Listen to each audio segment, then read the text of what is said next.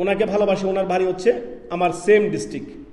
ওনাকে ভালোবাসি কি জন্য? ওনার দ্বারা আমার কিছু উপকার হচ্ছে। ওনাকে ভালোবাসি কেন? চিনি, আমার রুমমেট, এই জন্য ভালোবাসি। সুবহানাল্লাহ। এই ভালোবাসা যদি আল্লাহর জন্য হতো, আল্লাহর জন্য যদি এই ভালোবাসা হতো, তাহলে আল্লাহ তাআলা এই ভালোবাসাকে আরো বৃদ্ধি করে দিতেন। আল্লাহ তাআলা বলেছেন ভালোবাসার শর্ত হচ্ছে কিভাবে?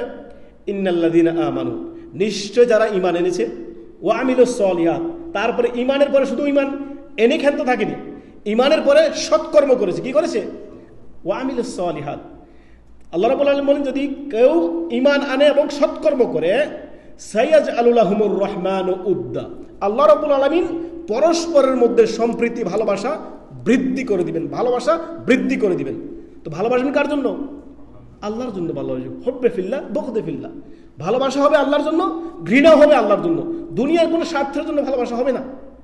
দুনিয়ার স্বার্থ হচ্ছে তুচ্ছ, নগণ্য। এখন আছে তো তখন নাই, এখন আছে একটু পরে নাই। আর আল্লাহর ভালোবাসা, দ্বীনের জন্য ভালোবাসা, ইসলামের জন্য ভালোবাসা, আল্লাহর জন্য ভালোবাসা, রাসূলুল্লাহ সাল্লাল্লাহু আলাইহি ওয়াসাল্লামের জন্য ভালোবাসা, মুহাব্বত একমাত্র আল্লাহর জন্য, দ্বীনের জন্য।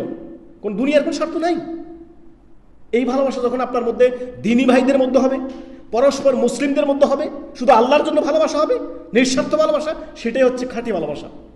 আর এছাড়া যত ভালোবাসা দাবিদার, কেউ স্বার্থের জন্য, কেউ অর্থের জন্য, কেউ আপনার খ্যাতির জন্য, কেউ আপনার কারোর কাছ থেকে কোনো আপনার ফায়দা পাবে তার জন্য, এক একজনে এক এক মানে আপনার উদ্দেশ্যে তারা ভালোবাসে।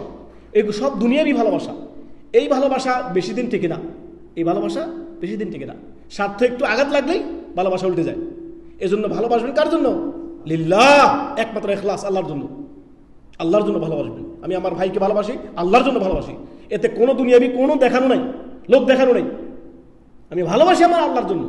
যখন আমি আল্লাহর জন্য ভালোবাসবো, আমার ভাইয়ের সুখে দুঃখে সুখে সর্বাবস্থায় আমি তার সাথ দিব, তার হিতাকাঙ্ক্ষী হব, তার ভালোই ভালো করবো। সুবহানাল্লাহ।